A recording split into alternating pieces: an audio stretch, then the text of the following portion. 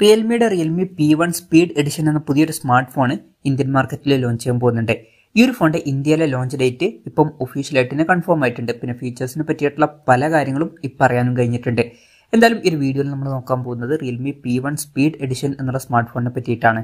നമ്മൾ ആദ്യം ഫീച്ചേഴ്സും കാര്യങ്ങളൊക്കെ നോക്കുകയാണെന്നുണ്ടെങ്കിൽ ഡിസ്പ്ലേയുടെ കാര്യത്തിൽ ഈ ഒരു ഫോണിൽ ഫുൾ HD+ റെസൊല്യൂഷനിൽ വരുന്ന ഡിസ്പ്ലേ വരുന്നതായിരിക്കും. AMOLED ഡിസ്പ്ലേ ആയിരിക്കും ഇതിൽ വരിക. പക്ഷേ ഡിസ്പ്ലേ സൈസിനെ പറ്റിയിട്ടുള്ള കാര്യങ്ങൾ അറിയാൻ കഴിഞ്ഞിട്ടില്ല. എന്നാലും 6.6 ഇഞ്ചിന്റെ ഡിസ്പ്ലേ ആയിരിക്കാനാണ് സാധ്യത. പഞ്ചോൾ ഡിസൈൻ വരുന്നതായിരിക്കും. പഞ്ചോൾ വരിക ടോപ്പ് സെന്റർ ഭാഗത്തായിട്ടായിരിക്കും. 120 Hz റീഫ്രഷ് റേറ്റും കാര്യങ്ങളൊക്കെ ഇതിൽ സപ്പോർട്ട് ചെയ്യും. പിന്നെ 92.5% സ്ക്രീൻ ടു ബോഡി റേഷ്യോ ഇതിൽ വരുന്നതായിരിക്കും. ഈ കാര്യങ്ങളൊക്കെ ഇപ്പോൾ കൺഫേം ചെയ്തിട്ടുണ്ട്. ഡിസ്പ്ലേ സൈസ് മാത്രമാണ് ഇപ്പോൾ കൺഫേം ചെയ്യാത്തത്. പിന്നെ in display finger print sensor ഇതിൽ വരും. ഫോണിന്റെ തിക്നെസ് വരിക 7.6 mm ആയിരിക്കും. IP65 റേറ്റിംഗ് ഇതിൽ സപ്പോർട്ട് ചെയ്യുന്നതായിരിക്കും. അത് നല്ലൊരു IP റേറ്റിംഗ് ഒക്കെ തന്നെയാണ്. പിന്നെ പ്രോസസ്സറിന്റെ കാര്യത്തിലോട്ട് വരികയാണെന്നുണ്ടെങ്കിൽ mediatek dimensity 7300 എനർജി എന്നുള്ള പ്രോസസ്സർ ആയിരിക്കും ഇതിൽ വരിക. അപ്പം Realme 13+ എന്ന സ്മാർട്ട് ഫോണിലും ഇതേ സെയിം പ്രോസസ്സർ തന്നെയാണ് വന്നിട്ടുള്ളത്. അത്യാവശ്യം പവർഫുൾ ആയിട്ടുള്ള പ്രോസസ്സറൊക്കെ തന്നെയാണ്. ഇപ്പം 20,000 രൂപയ്ക്ക് താഴെയാണെന്നുണ്ടെങ്കിൽ അത്യാവശ്യം നല്ലൊരു പ്രോസസ്സർ എന്നൊക്കെ പറയാൻ പറ്റിയിട്ടുള്ള ഒരു പ്രോസസ്സർ തന്നെയാണ് ഇത്. 5G സപ്പോർട്ടും കാര്യങ്ങളൊക്കെ ഇതിൽ വരുന്നതായിരിക്കും.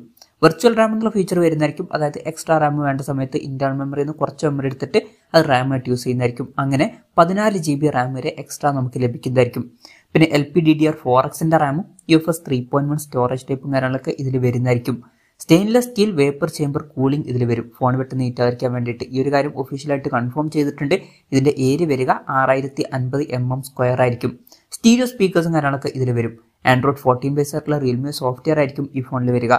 ക്യാമറയുടെ കാര്യം പറയുകയാണെന്നുണ്ടെങ്കിൽ ഫോണിന്റെ പിന്നിൽ ട്രിപ്പിൾ ക്യാമറ സെറ്റപ്പ് അല്ലാന്നുണ്ടെങ്കിൽ ഡ്യുവൽ ക്യാമറ സെറ്റപ്പ് വന്നേക്കാം. ഇതിൽ 50 MP മെയിൻ ക്യാമറ സെൻസർ വരുന്നതായിരിക്കും. ആ ഒരു കാര്യം കൺഫേം ആയിട്ടുണ്ട്.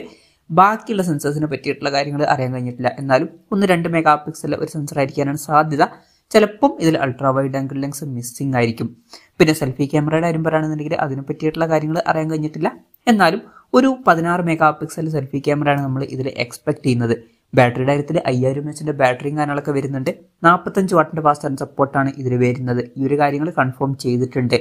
പിന്നെ Realme 13+ൽ 80 വാട്ടിന്റെ ഫാസ്റ്റ് ചാർജ് സപ്പോർട്ട് ഉണ്ടായിരുന്നു. എന്നാൽ ഇതിൽ 45 വാട്ടിന്റെ ഫാസ്റ്റ് ചാർജ് സപ്പോർട്ടായിരിക്കും വരിക. പിന്നെ Type-C ചാർജിംഗ് പോർട്ടും ഇതിൽ വരുന്നതായിരിക്കും. അപ്പം ഇതൊക്കെയാണ് ഫീച്ചേഴ്സിനെ പറ്റി പറയാനുള്ള കാര്യങ്ങൾ. ഇനി ലോഞ്ച് ഡേറ്റിന്റെ കാര്യം പറയുകയാണെന്നുണ്ടെങ്കിൽ October 15 ഈ സ്മാർട്ട് ഫോൺ ഇന്ത്യൻ മാർക്കറ്റിൽ ലോഞ്ച് ചെയ്യാൻ പോകുന്നത്. ലോഞ്ച് ഡേറ്റ് ഇപ്പോൾ ഒഫീഷ്യലായിട്ട് തന്നെ കൺഫേം ആയിട്ടുണ്ട്.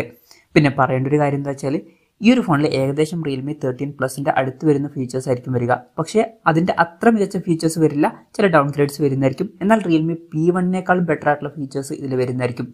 വില അതിന്റെ ഇടയിലായിരിക്കാനാണ് സാധ്യത. അതായത് 14,000 രൂപയുടെയും 23,000 രൂപയുടെയും ഇടയിലായിട്ട്. നമ്മുടെ ഒരു എക്സ്പെക്ടേഷൻ പറയുകയാണെന്നുണ്ടെങ്കിൽ ഒരു 18,000-17,000 രൂപ പ്രൈസ് റേഞ്ചിലൊക്കെ ആയിട്ട് ഈ ഫോൺ ഇന്ത്യൻ മാർക്കറ്റിൽ ലോഞ്ച് ചെയ്തേക്കാം.